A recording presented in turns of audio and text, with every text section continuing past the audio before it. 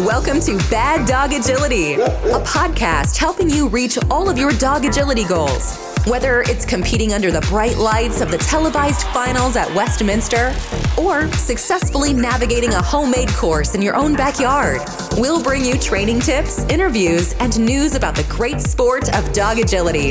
Are you ready? I'm ready. I'm ready. I'm ready. The show starts with your hosts, Jennifer, Esteban, and Sarah. I'm Jennifer. I'm Esteban. And I'm Sarah, and this is episode 307. Today's podcast is brought to you by hititboard.com and the new Teeter Teach It, an easy-to-use tool that controls the amount of tip on your teeter so you can introduce motion to your dog in a gradual way. Go to hititboard.com for the new Teeter Teach It and other training tools and toys. Use discount code BDA to get 10% off your order. That's hititboard.com. Today, we are very excited to be back on the podcast after the AKC Nationals. And we have on the podcast our usual, myself, Esteban, and Jennifer. Normally, co-host is doubling as guest for having gone and had great success at the Nationals. And we have also added to the podcast Bad Dog Agility sponsored athlete Betsey Lynch and Amber McCune. So we have this huge party going on here. Welcome to the podcast, ladies. Thank you. Hello. All right. So first, let's just go around and say where everybody is at right now, like geographically. So Esteban and I are here in Pearland, Texas, outside of Houston. Jennifer? I am in Columbus, Ohio, or just on the east side of Columbus, Ohio. Betsey? I am just outside of Columbus, Ohio. All right. And Amber? I'm in Amherst, New Hampshire. All right. So we wanted to have these ladies on the podcast to talk about the event, their own success there, but also more generally, how the trial went, what we think about the course maps. I was also there live, not running, but helping to run our online class, the before and after.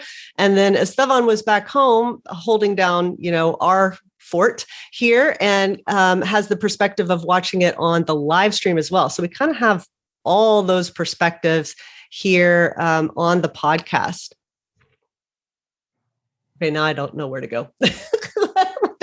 No, you prepared nothing. So first I would do a little bit of background on our two guests that are not Jennifer. Okay. Like, tell us about yourself, how long you've been in the sport, the dogs that you're currently running. Here, why don't you tee it up? Go for it.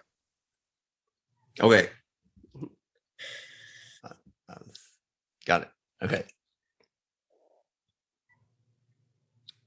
All right. Well, I think a good place to start is with our new guest. And let's go ahead and start with Amber. And I think what our listeners want to hear is a little bit more about yourself and what you've been doing in agility, how long you've been doing agility, what dogs you're currently competing with, and all that sort of stuff. Well, my name is Amber McCune, and I'm from Amherst, New Hampshire. I've been competitively doing agility, I'd say probably for about 10 or 12 years. Obviously, I got into it, 20 years ago with my first dog and kind of made a mess of it, but got the bug, and now I'm completely addicted to the sport, and I couldn't imagine my life without it. Currently, I'm competing with Kaboom, who won NAC this year and last year, as well as his half-brother Typo, which I compete at 24C, and a slew of other dogs that are all somehow related to Notch, my original Border Collie, who is just my love and my life. But I pretty much do this sport because my dogs are addicted to it as much as I do. And I think it's an amazing gift that we can compete in a sport that our teammates, which just happen to be animals, love it as much as we do. Coming from the horse world, horses will do it because we ask them to, but let's face it, they'd rather stand outside and graze. But our dogs want to do this. They're just as excited as we are. So that's the main reason I do agility. Wow, that's interesting. I didn't know that about horses. Yeah, I know. And I love that perspective. I mean, I think all of us have that experience of seeing how much our dogs enjoy it. You know that you have dogs that just, turn on in the ring. They look so happy, so driven, so excited. But I hadn't really thought about that as being as beautiful as you just made it, seem and sound. Oh, well, that's the only reason we do this sport, right? Is because our teammates absolutely love it as much as we do. Yeah, and our other guest here, Betsey, runs dogs that are comparable in size to horses. Betsey, can you tell us a little bit about yourself? We actually announced over Facebook that you are one of our 2 new sponsored athletes. And this is going to be your first introduction to the podcast. I think you've been on the podcast before, though, right? As a guest, or is this your first time on the podcast as well? This is my first. So totally the first time. Okay, well then definitely tell us a little bit about yourself and your own background in agility. As you said, I'm Betsey Lynch, and I live in Delaware, Ohio, and I have been doing agility for 26 years now. I have been attending nationals for most of that time with some significant breaks. I am only running Lark, who is a 5-year-old Papillon at this time, but prior to that, I ran Ren, who is Lark's aunt. I got involved doing agility when a friend wanted something to do together, and she dropped out immediately. And here I am 26 years later, still doing it and still very hooked on the sport. And this year was a repeat win for Lark. So it was her second National Agility Championship. And then tell us how many times you won nationals with Ren. Ren won 3 consecutive years. I believe it was 2016 through 2018. Mm-hmm. For Lark was 3rd in 2019. We didn't have it in 2020. And then Lark has won in 2021 and 2022. Right. So from our perspective, like Betsey is just very quietly under the radar, one of the most successful handlers in AKC agility history with 5 national agility championships. So congratulations on that career and just going right from Ren to Lark and all of that success. And then in there, you've also had wins at the Westminster trial as well, correct? Yes, they've both won Westminster once, and that was Ren in 2016 and Lark in 2021. Well, congratulations. That's amazing. And I know that you said it, but just to highlight so that Estevan's joke makes a little bit more sense, that you run in the 8-inch class with Papillons. That is correct. Very small Papillons. That's right. Well, let's talk a little bit about this event. What is everybody's, I guess, perspective on, like you all have a long history running at AKC Nationals. So you have lots of events that you've been to. So what are your thoughts on this event in particular? What made it different, better, worse than other AKC National events that you've been to?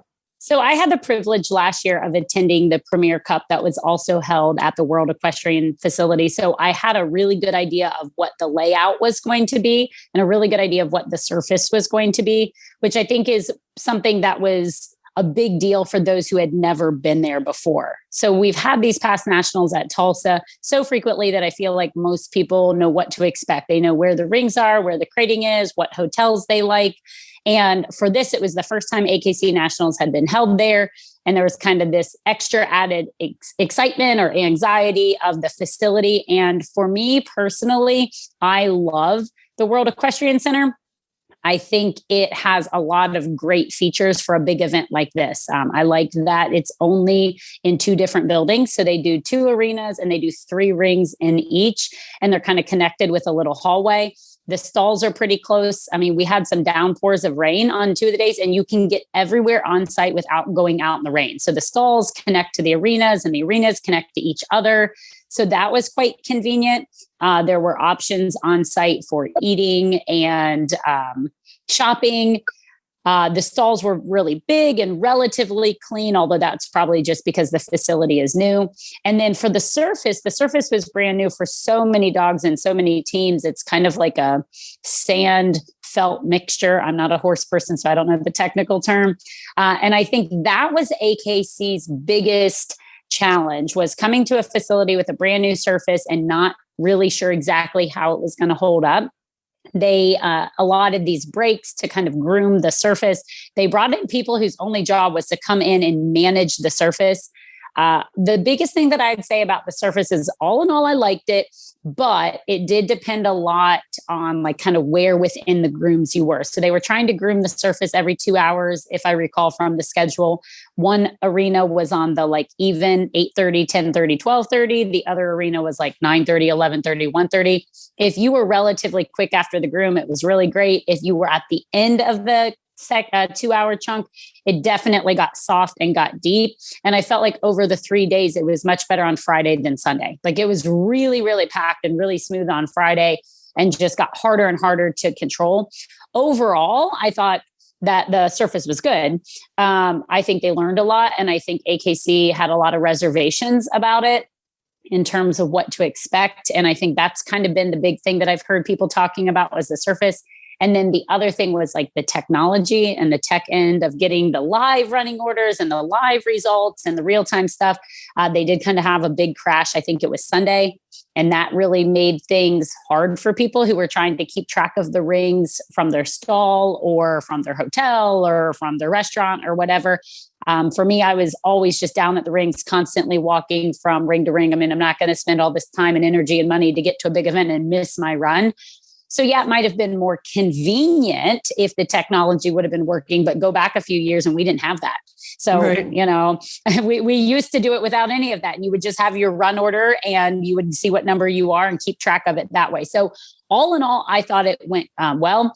Could I improve on things? Sure. But almost any event you could say, well, it would be nice if this would happen or that would happen. But I thought it was a really well-run event. They did a great job. They tried their hardest. It wasn't like they just said, oh, well, it's not working. Sorry. They were trying to get the surface good, trying to get the tech good. And I would love to see them come back to this facility. So I was pretty pleased and thought it was a very comparable event to many other AKC national events in the past. Well, let me stay here for a moment and talk about the surface, because surface is such a big deal in agility, maybe today more so than in past years. And let me ask Betsey this question. Is this as big a deal, in your opinion, for 8-inch or very small dogs or lightweight dogs as it is for us big dog people who some of us can get really fixated on the surface? Yes, I think it's every bit as big of a deal, and a lot of people worried about it, but I think some of those worries were pretty unfounded. I felt the surface held up really well. It certainly helped that the little dogs were never following the big dogs. So there wasn't all of that chewing up by the weefuls and stuff. The only chewing up was by other smaller dogs. And yes, you would notice that if you were running very late near a regroom, it got a little bit bogged down. I saw Lark a couple of times, struggle to get her feet under, but it wasn't anything too terribly bad and not anything that wouldn't have happened on other dirt as well. I absolutely loved the surface.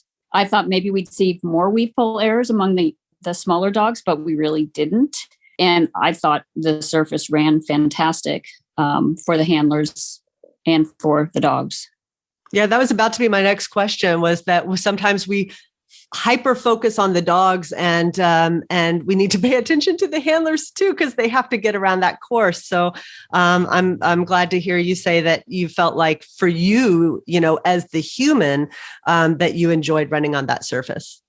Well, I really did. I wore the same shoes that I wear on turf. I didn't have to make any adjustments for shoes with better tread or anything like that. I could just do as I always do. And it felt great to run on. My legs were not sore at the end of the day, which is a big change.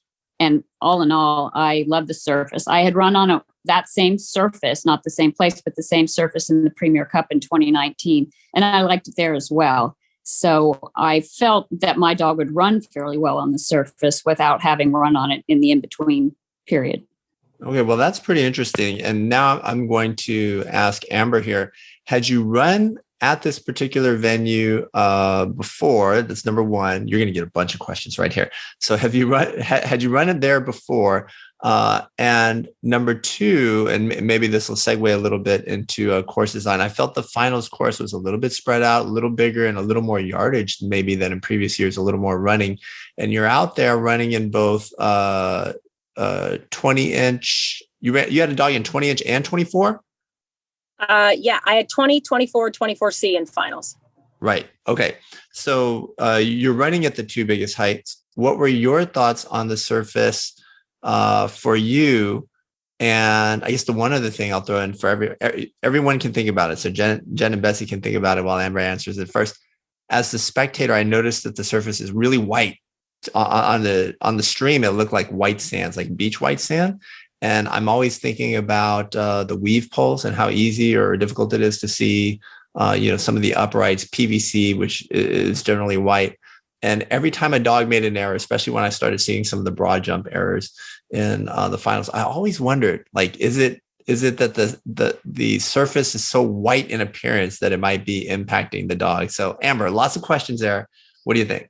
Well, I ran it at the Premier Cup when Jen and Betsey were there as well. Oh, okay. I could not weave on that white surface with a white base. I apparently had a huge hole in my that I have never experienced because, let's face it, we always train on a contrast to the base 9 out of 10 times. We have a white green floor or a white base on grass or a black mat. I had never trained my dog on the same color base as the floor. So that was a huge hole that the Premier Cup actually taught me. So since then, we've done a lot of training, and I don't think my dogs had an issue, with the bases or with weaving at all. But definitely running one of the tallest border collies there, and I was one of the last ones to go in one of the rounds. The weave poles definitely were very, very deep when Kaboom ran and Typo ran. And coming from the horse world, I know that we have jump crew that tamps, in the areas where the horses have to do very tight rollbacks and turns. And I think AKC tried really hard to do what they could. But if they could just have a jump crew that just fills in the weaves, I think that's really the only place that there was any major issues for the large dogs, especially the sea dogs were really swimming through those poles and really making big divots. And most of our dogs are so used to training on laser leveled turf or rubber floors, or even super leveled grass. We're all so programmed that everything's level. We all need to do more training with uneven surfaces, and especially, surfaces that don't contrast as well. Like you said, with the broad jump, I think for the Premier Cup years ago, the dogs could not really see the contrast in bars. There was a ton of bars for dogs that never drop bars during that event. And I think the dogs kind of figured it out for this one. They kind of understood the contrast. And I love the surface. Don't get me wrong. I think it's absolutely wonderful. And I hope AKC goes there again. But my favorite part of the whole venue, besides how beautiful it is and how amazing it is the fact that our dogs are barely on any concrete floor. Whenever we're walking from barn to barn, that is crushed rubber. And underneath all of that beautiful Eurofoot felt, surface we're running on is a foot of crushed rubber. My legs were not tired hardly at all. My dogs were not sore. I mean, so many places we go and our dogs are crated on asphalt or tar stalls, because that's the commonality with all these big places. But the World Equestrian Center has crushed rubber everywhere. So horses, dogs, us, we are constantly walking on a surface that is just as giving as the surface we're running on. And I think that's honestly the best part of the facility, is that we didn't have tired knees. Our dogs didn't have tired legs. Think about, you're obviously always walking on concrete. At Tulsa, you're just, by the end of the day, your feet are aching. Here, you're always walking on rubber in something that gives you a little spring. So I think it's an amazing venue.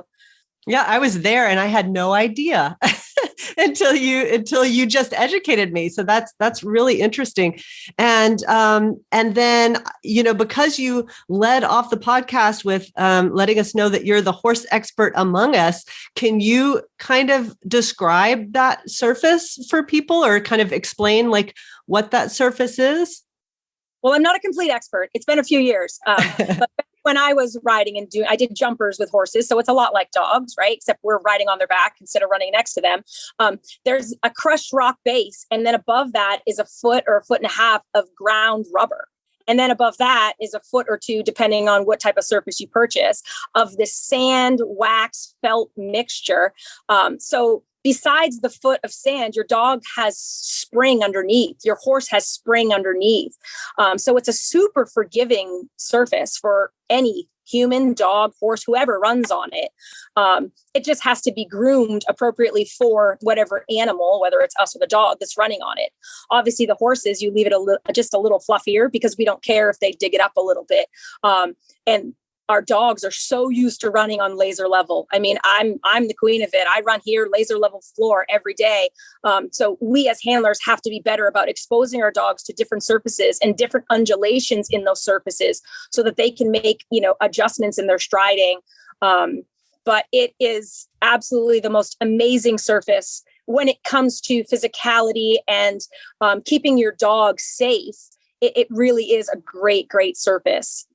Yeah. And when I was there, one thing that Jen just made me think of when she was describing the 2 arenas with the 3 rings in each arena was that there was plenty of space for the rings. So I think it's Tulsa, right, that has like the 1 ring off by itself that's much smaller than all of the others, like noticeably smaller. And it's really difficult. It affects the build. Right. It affects the build. And it's especially difficult when the large dogs, the 20s and the 24s, have to rotate through there. Bars come down more often. Like it is compressed. It is, absolutely compressed compared to the other rings. And here I felt like there was a lot more consistency from ring to ring to ring in terms of like size and ability to build out to the appropriate, the way the course map was meant to be. Yeah. Let me ask Amber a quick follow-up question. So did your experience here, obviously winning is a great experience, change the way you thought about your performance at Premier Cup? Oh, yes. I realized for the Premier Cup, I had lots of holes that I hadn't even thought about training. I didn't realize that my dogs followed a white base. And now I realize painting a base green and having green poles on green turf with green walls in my facility has definitely helped my dogs understand that it's, slalom through the sticks, not follow the white base on the floor. And I know following a base is very common for little dogs. I never thought it would be common for a 22-inch tall border collie, but they only know what we teach them, and we go to dog shows so we can see what holes in our training that we need to fix. Let's face it. That's why we go to dog shows. So I'm extremely happy with how all of my dogs performed on the surface as well as on the equipment. There's definitely 2 types of equipment that's there, and the dogs handle all of it really, really well. Yeah, I love that perspective because for a lot of people who are listening, who are relatively new to the sport, you may run into situations where you don't do well, and then you kind of are prone to blame the facility, to blame the course design, to blame that particular judge, the weather. There are many different things that you can lay the blame on. And Amber comes in here with this great attitude of, I think there's a deficit in my training, in my agility, and I'm going to go fix it. She does, and then she immediately gets paid for those efforts. Yes. With a couple of national championships. So, I think that's just such a great approach and attitude to have. Okay, now I want to transition over to what everyone thought of the course designs. And the first question I'm going to ask, and we're just going to go bang, bang, bang, no explanations, just give your answer. We're going to start with Jennifer. Which course was the hardest? So rounds 1, 2, 3. Which course did you feel was the most challenging or difficult? Easy answer, jumpers. Jumpers. Okay, Betsey, what do you think? I think standard because it required a very long lead out. Okay. And Amber, what do you think? Jumpers, just because there was one turn in there that was definitely the devil for me. Oh, okay. Is it the same turn that you're thinking of, Jennifer, in your head, or you're not sure? Well, I actually had a conversation with Amber at the event about that same turn. So I know exactly what one she's talking about. And I used her feedback before I ran to help my dog get around and ended up running clean. So thank you for that, Amber. But yeah, there was a lot more things that needed to be done on jumpers. We did the before and after. So there was a lot of map analysis. And on the standard and the hybrid, there was only, for me, 3 turns each, like 3 side changes on those. And in jumpers, I had a lot more. So I just kind of attribute that to being harder because of the degree of turns, but the number of turns, the things that had to happen. Okay, interesting. Okay, next question on courses. even though our listeners can't see it, I'm going to have all of you just raise your hands very quickly. Which of you ran challengers also in addition to finals, like had a challenger run? Okay, so just our two big dog handlers. Okay, so Betsey will be excused from this round of questioning as it pertains to challengers, and we'll start with Jennifer. So Jennifer, thinking about the challenger round course design, was it easier, harder, or the same compared to the last couple of years? I felt like when I looked at the course map, so when I first just looked at the map, I felt that it was easier than last year. I ran dogs and challengers last year. Mm-hmm. And this year I thought, okay, well, this one's going to be a little bit easier.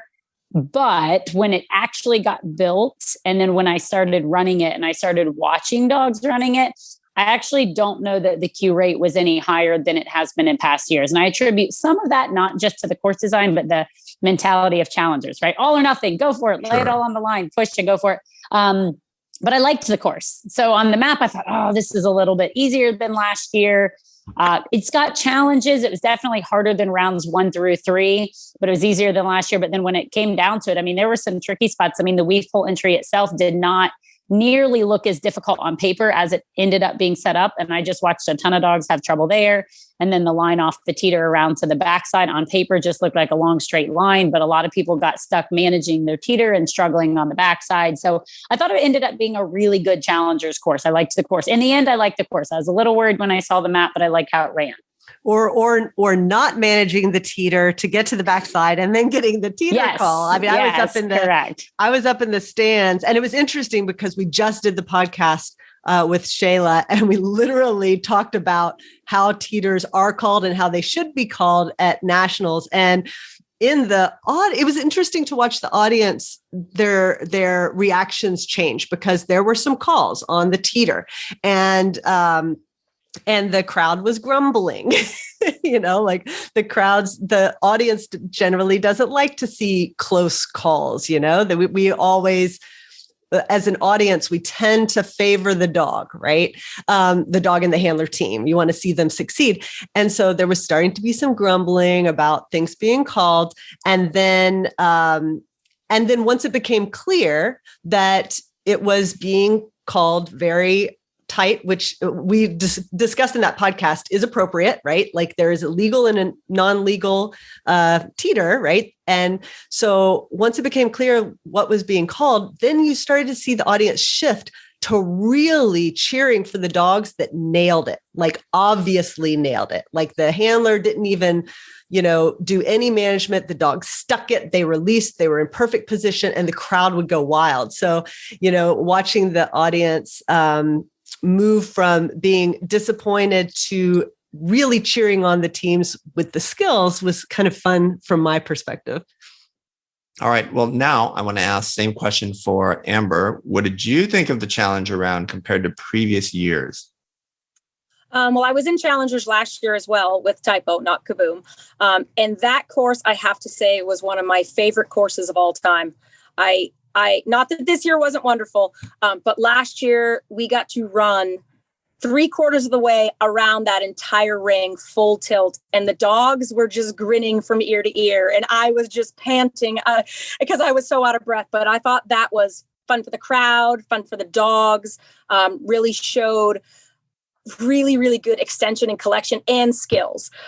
This year, it was a great course. It definitely, like Jennifer said, was different on paper than it was when I walked it.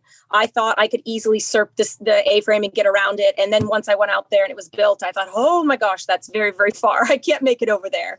And the weave entry was definitely hard for a lot of dogs. I think a lot of people did not pay attention to that weave entry. And when they walked it, they saw it on paper and said, oh, it'll be fine. And then just assumed their dogs were going to grab it. And the dogs 100% were pointing to pole 2 and 3. They really had to change their lead and crank their body around to get in there appropriately. So I thought it was a great course. I think all of the courses that AKC designed this past weekend were wonderful. They're very AKC, very exactly what you would expect. And the dogs love running them. As long as they have an opportunity to really open up, compress, and open up again, I think it's a really good representation of our sport. Okay. I think that's some great commentary there for everyone. And when I think about the sport, I'm thinking about how in recent years now, we've really moved towards these big events being on TV. And I think that adds this dynamic layer to just a competition that you're not going to get at local trials. And so now I'm going to start with Betsey. I'm going to ask each of you about this. You are all winners, both at the National Agility Championship for AKC, but also for Westminster. So between running in the finals at Westminster and running in the finals here at NAC, is one venue more high pressure to you than the other, or are they equivalent? Betsey, let's start with you. I think NAC has to be more high pressure because it means so much. And Westminster has more hoopla surrounding it, which does, and it's going to be so widely viewed that it does bring some pressure to the situation. But for me, I think I probably feel a little bit more pressure at NAC than I do at Westminster, but I love the pressure of both events. Interesting. That's an interesting comment because at Westminster, you're right. The cameras are there. You see everybody with the microphone. So at NAC then, are you also like very aware, is it present in your mind, hey, this is also going to be viewed by a fairly large audience. This is going to be put out later. In fact, aren't they going to edit it and put it out on ESPN later, right? Yes. So April 10th, I think. Yeah, so a few days from now. There's going to be a 1 hour or 2 hour or however many hour production of the entire, NAC.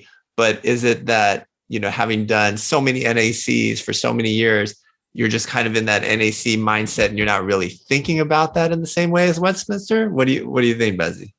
I do believe that television adds a lot of pressure to a lot of competitors. It definitely changes their mindset when they run.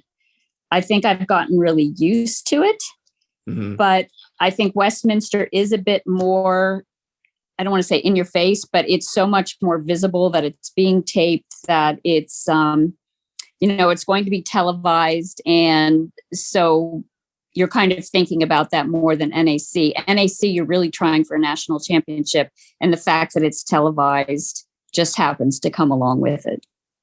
Gotcha. Interesting. Okay, Jennifer, what do you think? I would very much agree that from a pressure standpoint, NAC means a lot more to me. And I feel a lot more like internal pressure to do well.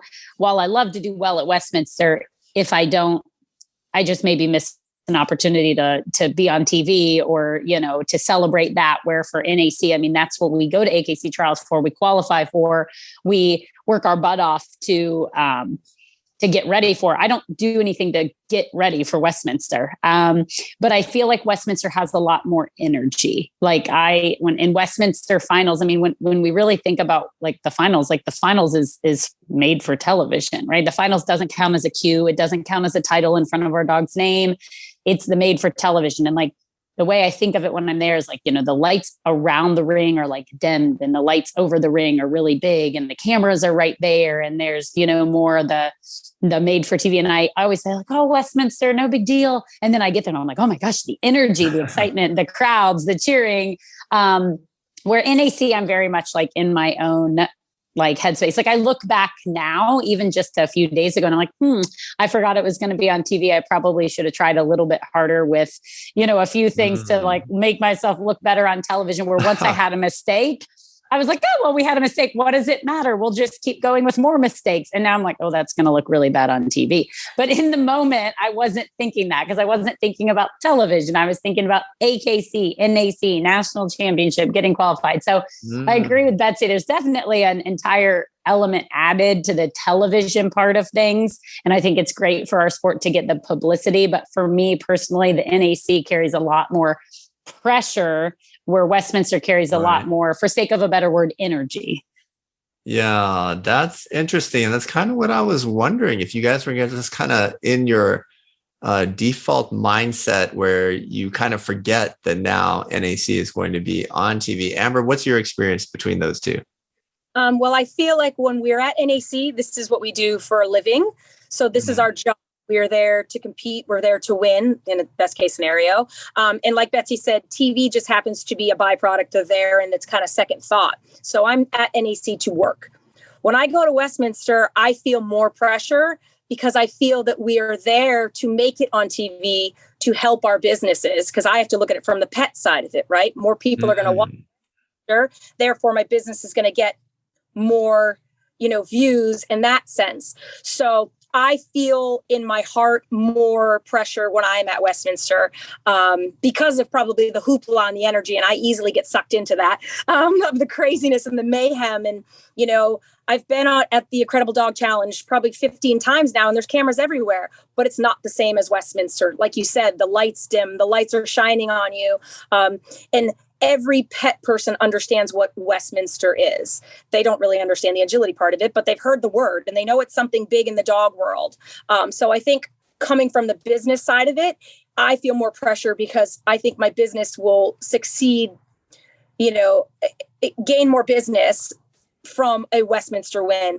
Plus, if you win, then you get to stay. Jennifer knows you get to stay for a couple days and then come down into Madison Square Garden and wearing a dress. And, there is this big hoopla surrounding it. And at NAC, yes, I want that national championship, but I'm there to work. I don't think about the TV versus Westminster. That's all you can think about is the fact that, you can't walk this way because the cords and the TV is this way. And, if you happen to be sponsored by any of the sponsors there, like Purina, you definitely have that added stress onto you that you now need to do well because, they want you in the finals because you were sponsored by them. So there's definitely more stress for me at Westminster.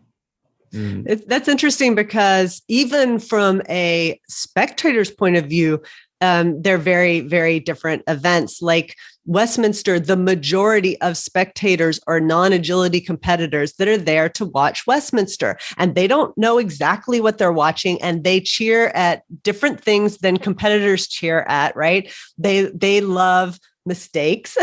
They love the big, the weaves, the contacts, but they also think it's adorable when a dog parks at the top and won't come down. And there's laughter. Like competitors do not laugh at you no matter what your dog does, right? Like your fellow competitors do not laugh, but you will get laughter from the crowd, not malicious in any way, but just they're enjoying themselves. They're enjoying the event.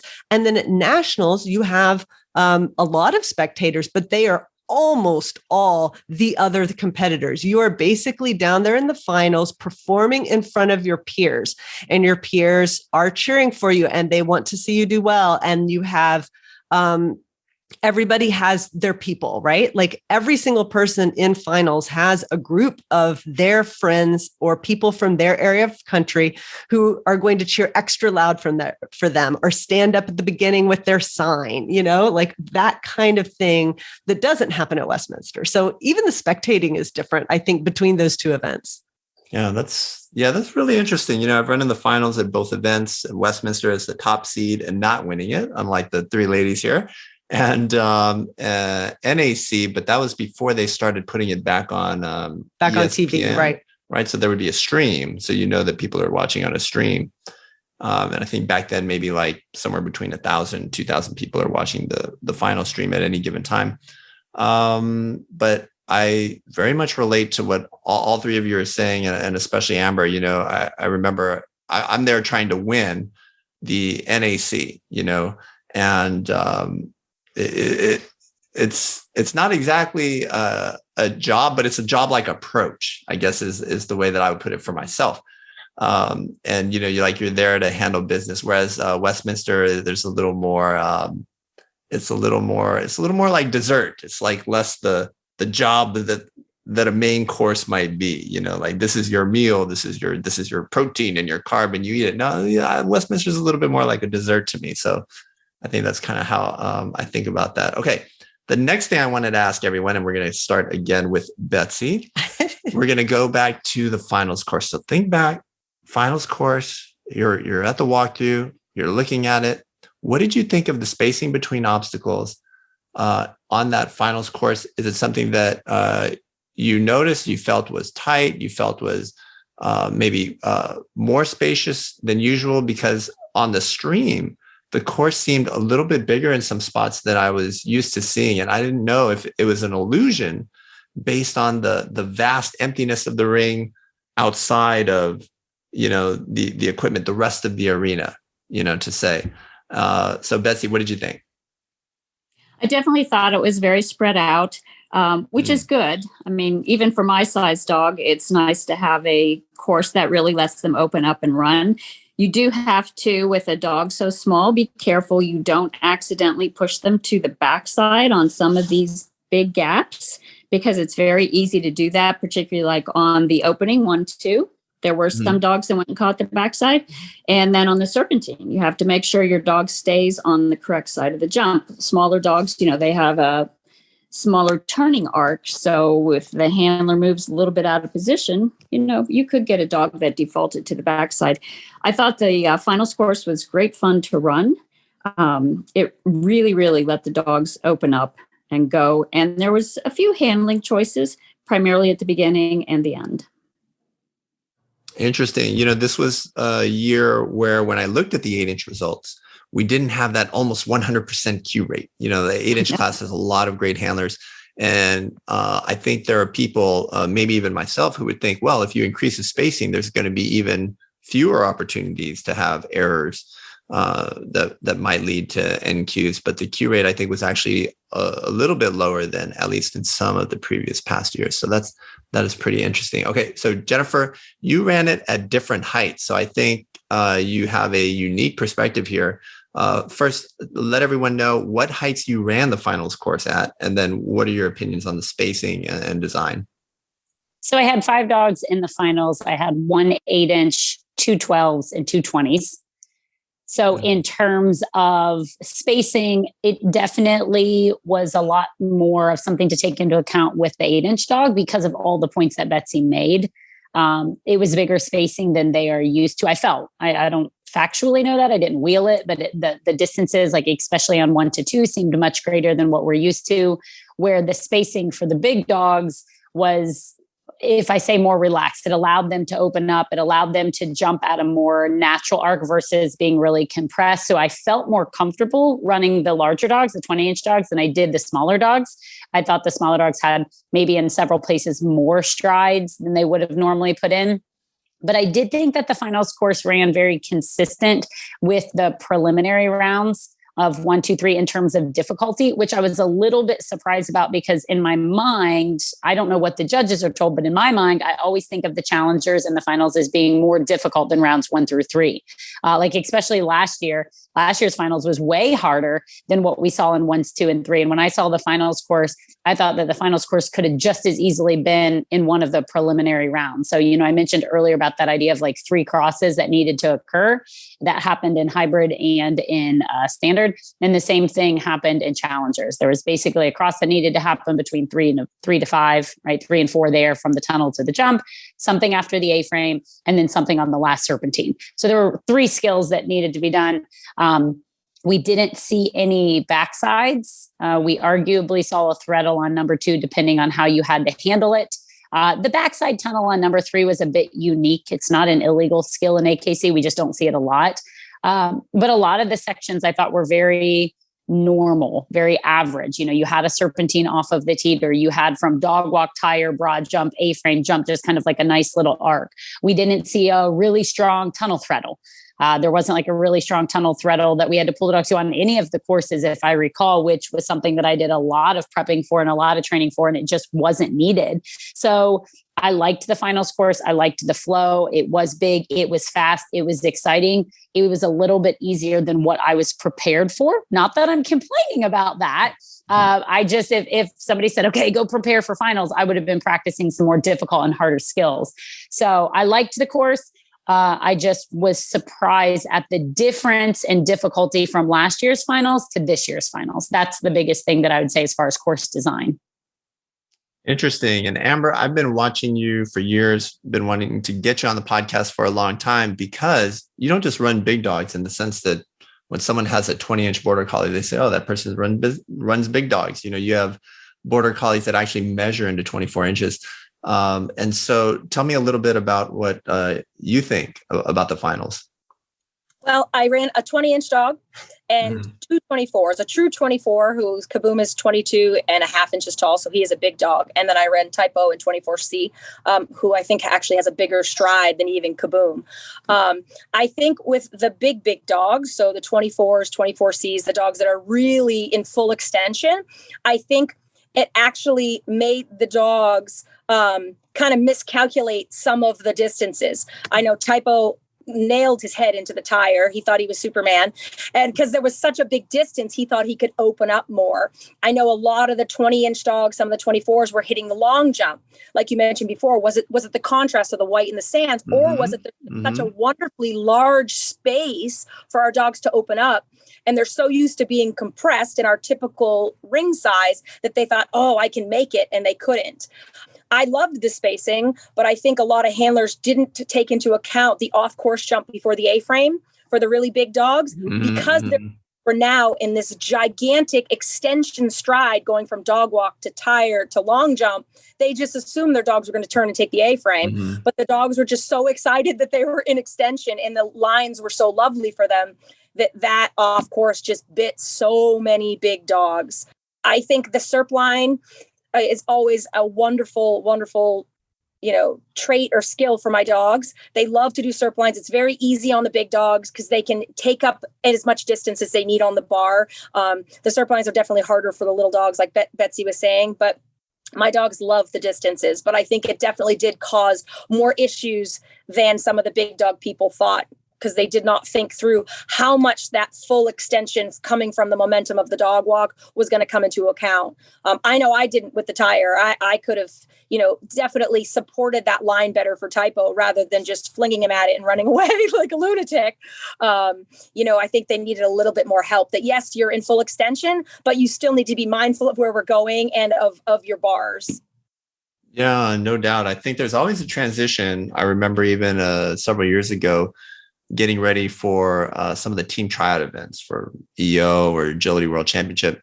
The courses are so much bigger, spacious. There's more yardage. It's very different. The field is very different to these dogs.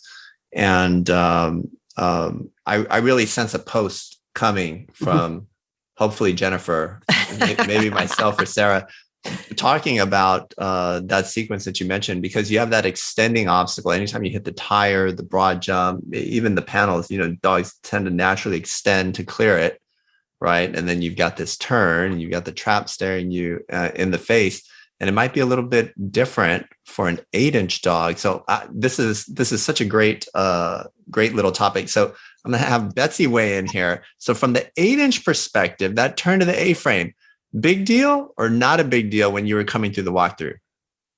Certainly, I called her hard there and gave her a right command, but it wasn't as big of a deal as it was for the big dogs, for certain. No. I mean, they just have more strides to get the turn in, and thus they have more strides if they were going to go off course. So it wasn't as big of a deal as it was for the big dogs by far. But I did give her a strong right command after the broad jump there to make sure she knew she was turning right as I just took off.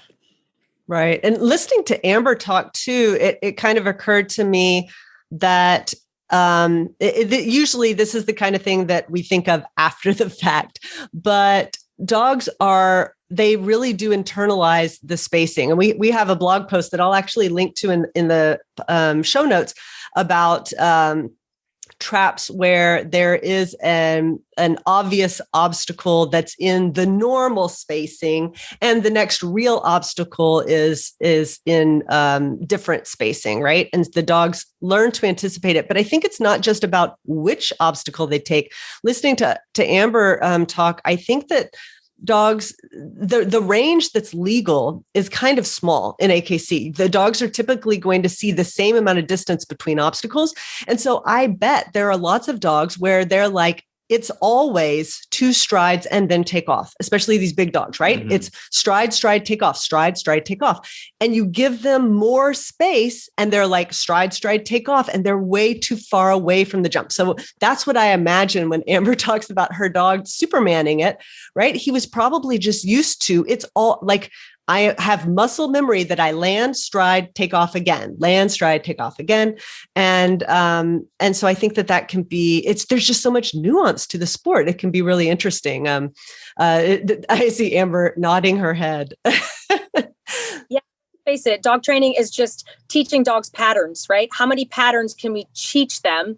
And 100% dogs, especially in AKC, understand what pattern. Oh, this is the pinwheel. I'm going to take one stride between each one of these jumps in the pinwheel. And especially if you show in the same venue. I know Jennifer and I both have facilities that we show a lot in our own facilities. I know for a fact that my dog knows how many strides he can take on that ending line every time on the AKC course.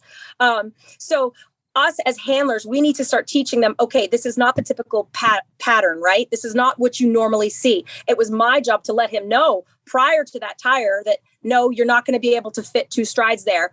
Add or give yourself a little bit more oomph. So, I really 100% agree with you that they learn patterns as to how many strides between, how many strides across the ring till I get to the A-frame. They know well before that we think we're telling them. They know 100% where they're going, 6 obstacles before we've even cued it. Right. And then the other thing that I wanted to circle back, because we've just kind of thrown out mention of the broad several times, but I actually found that I was like, oh, wow, a broad. And we've all had experience. Okay, this is what I wanted to bring up, because all of us on this podcast have decades of experience with AKC Nationals. And I remember that everybody was like, you have to work the broad before Nationals. You have to work the broad before Nationals. The broad is going to be at Nationals. But we do this prep course for Nationals. And we used to be telling everybody, you got to work the broad, you got to work the broad, you got to work the broad. But we started putting statistics together. And over the years, it was like, the broad might be there, but it's only been there, it was there 3 years ago and it hasn't been there since. It was there 4 years ago. It hasn't been there since. It's been there 5. So I went back and pulled up our prep course for this year. And we said, the broad jump has appeared just once and not in the past 6 years. So all of us remember that time. Well, you know what that means? It means we're in trouble. Some AKC official in the course, and they said, guys, we have to put in a broad jump. No one's going to be ready for it. Right. And so, we do say, it might be there, but statistically, the trend has been that it hasn't been in recent years, even though I think all of us, just like you were like, wait, no, there's always a broad. Not in recent years, there hasn't been. So what did that jump out at anybody, or were y'all just like, oh, broad? I wasn't particularly worried when I saw it. Also, I say that my dog faulted it.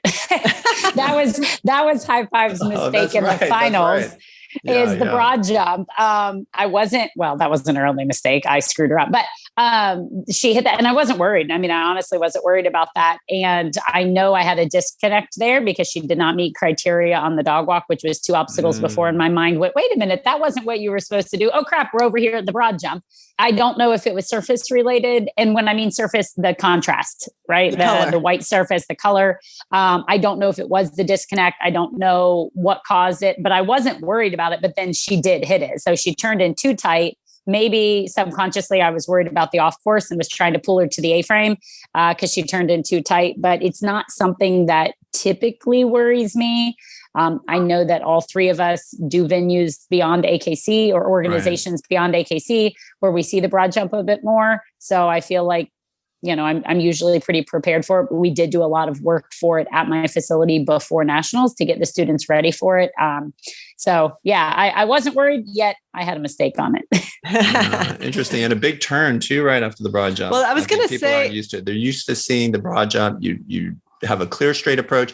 And for the most part, you have a very straight or slight turn exit. Right. I was going to say that as a spectator and watching the entire class run, I think that it's not the broad jump in and of itself that's the problem, but it was kind of the follow-on, very subtle effects, right? The fact that it puts the dog even more in extension and then opens up the off-course jump. The fact that it makes the turn to the A-frame a little bit harder.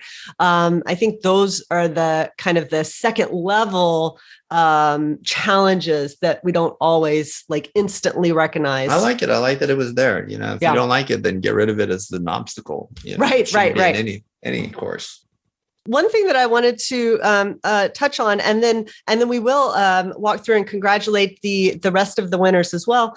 But you, Esteban, were watching from home, so you're the only one of us because the live stream was taken down in anticipation. Like people could watch it live, but then it was taken down because it will be aired on ESPN. That's my understanding. So none of us have seen the live stream. So what was your perspective on the live stream?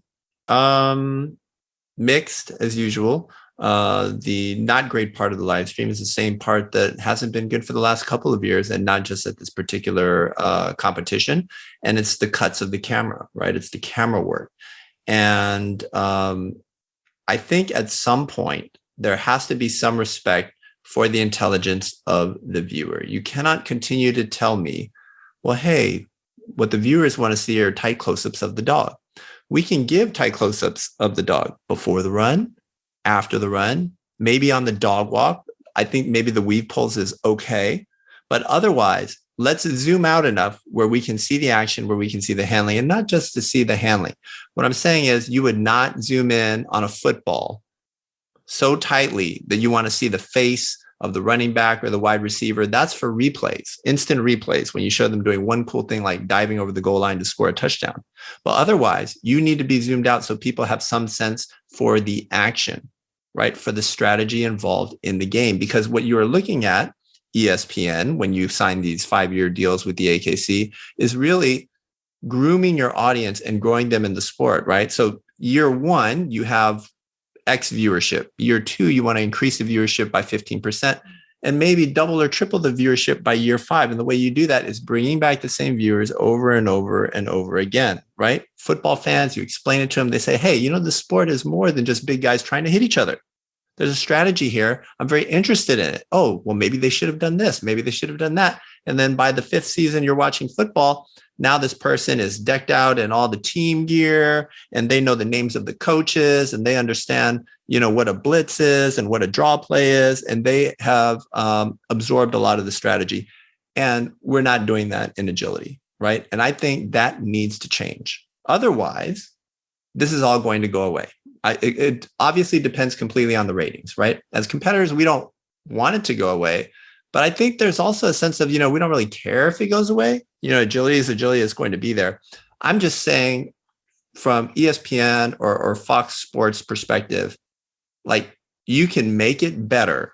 You can take a longer view and you can be part of developing the sport in the same way that you developed other sports, right? Different camera angles in basketball, for example, right? Getting cameras up on the rim, the backboard itself, instant replay, right? Those were things that came about in conjunction with viewership, right? The viewing audiences. And so I think that can happen here. And there's too much default. There's like, oh, you know, we're just going to do it the same way we did it before. Right. And I think I want to make sure that our listeners know that I think this is no fault of the AKC. I know for a fact that Carrie, you know, that you're following the ball example, we got that straight from Carrie DeYoung. She says she's, you know, given the example of you wouldn't follow the football, you know, and just follow the football around without any sense of the players around the football, and that's what they're doing when they follow just the dog. So like, how many empty tunnels do I want to look at? Right. And then a second later, I see a dog run through. Right. So, you know, clearly the AKC knows what would make a better production. It's just, you know, the power to make those decisions lies with the networks, and they're the ones that need to I guess, believe us when we say that it could be better if they did things other ways. Because I know that they've gotten silly. The feedback. You know, would they cover bowling and not show the pins, just show the ball really up close, traveling down the lane? You would not. It's idiotic. I agree. And that's what they're doing. I agree. Maybe we should start an actual for real petition sign, because you could get literally like 90% of AKC competitors to sign a petition and then present it formally to ESPN and say, the people most closely involved with the sport you are putting on TV are begging you to make a change going forward. Yeah, but see, I want to be very clear here. I'm not calling to make this change for the competitors, right? All of you had someone tape your runs. Right? All of you are getting your runs from Four-Legged Flakes. You're going to get your analysis. You're going to get the wide view, right? We all are, right? It's not really impacting us. What I'm saying is there is the audience that doesn't know anything about agility, and we're not really educating them. And we can be. And that's when you turn the casual, oh, this happens to be on right now, into a fan. Every March, I know this event is going to happen. Right. Like, it's AKC Nationals time. Yay. Right. Exactly. And they go and they cheer for their favorite breeds, And so I think there's just a missed opportunity here, in just how they did that. The other striking thing to me, I had already mentioned, was the color of the dirt on screen. It looks really white. You do lose some of the PVC jump weave poles, certainly there. I think that's a little bit of a thing. And the commentary is the commentary. It's been very stable, I think, with Terry doing it now. And so, they're in their own rhythm. Terry's got his own style. And, we haven't seen too much change in that over the last couple of years.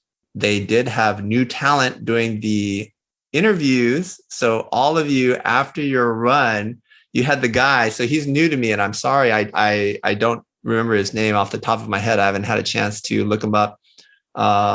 Dressed quite stylishly, and at least on TV, standing next to y'all, he seemed quite a big dude. And so I was wondering if any dogs were intimidated at all being around. How some guys, dogs are sketchy around some guys, they get a little nervous.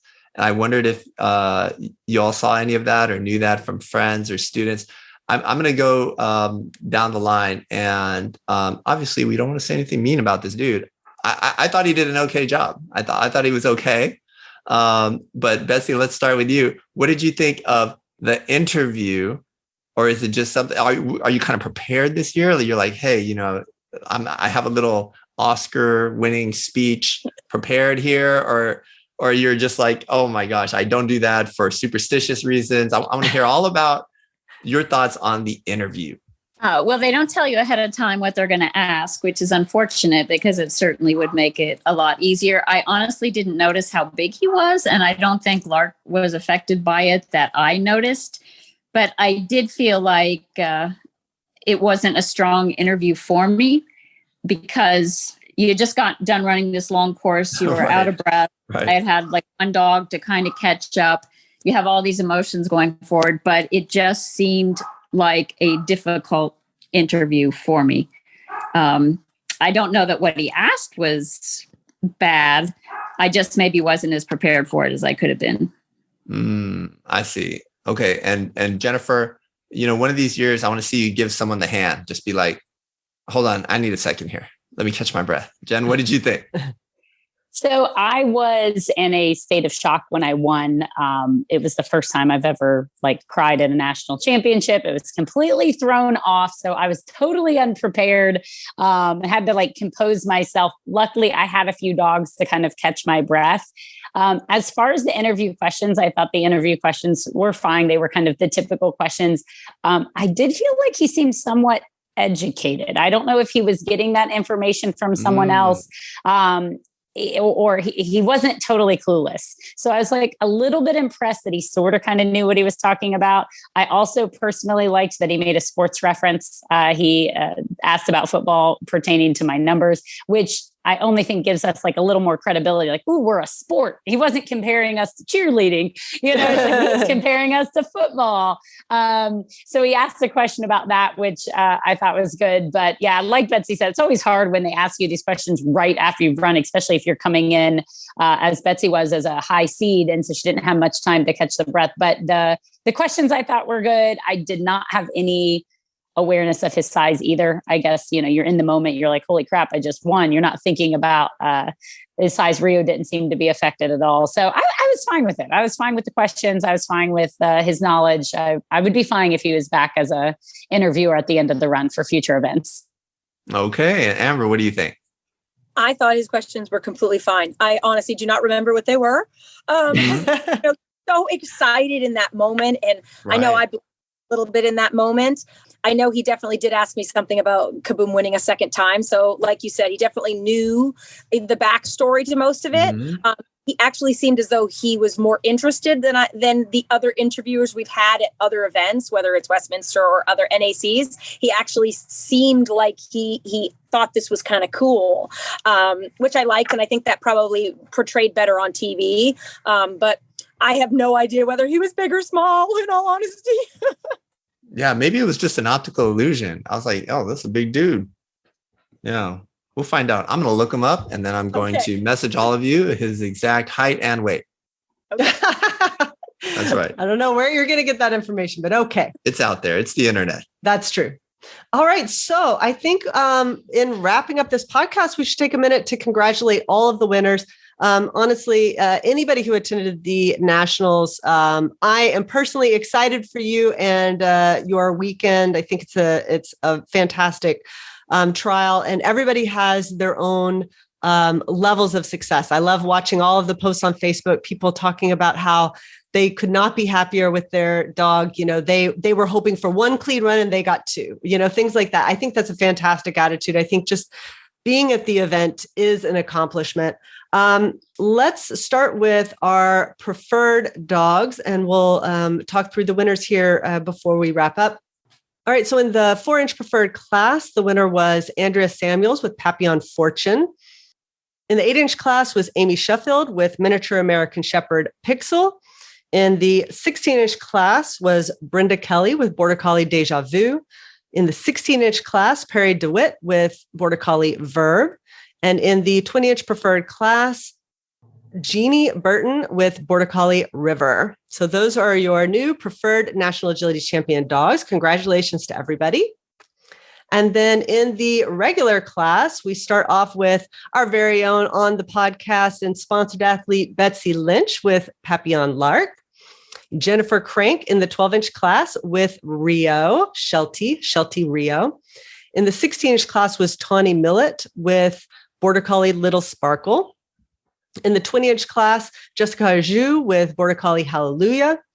In the 24-inch class, of course, we have Amber McCune with Kaboom, a Border Collie. And in the 24C class, we have Cynthia Horner with Truant, a Border Collie. So congratulations to all of our new preferred and regular National Agility champions. I want to just jump in and say, in my opinion, as a viewer on the stream, the run of the finals was had by Jessica Arjou and Hallelujah. Unbelievable. I believe they were the only dog to go under 32 seconds. Just a phenomenal time. Just ran it brilliantly. Great run. I saw several of her runs, and that was not her only brilliant run of the weekend. She really rocked it at this Nationals with just some otherworldly times on these courses. So congratulations. Well, before we wrap up, I do want to let people know where they can find you. I know that Betsey is a fantastic competitor. We're so excited to have her as a sponsored athlete. She does not teach, so please do not go beg Betsey to teach you agility. She is a fantastic competitor. Jennifer, of course, can be found at baddogagility.com. You can email us at team@baddogagility.com if you have any questions for Jen. Amber, you mentioned that you do run a facility. You do this for a living. Can you tell us a little bit more as we close up about how people can find you and what kind of instruction you offer? Well, my mother and I own American Canine Country in Amherst, New Hampshire, and we can easily be found on the web at www.americancanincountry.com. Perfect. I will put a link to that in the show notes so people can easily find you. And thanks again, everybody, for joining us today. Thank you. It was a pleasure. Thank you. And that's it for this week's podcast. We'd like to thank our sponsor, hititboard.com. Happy training.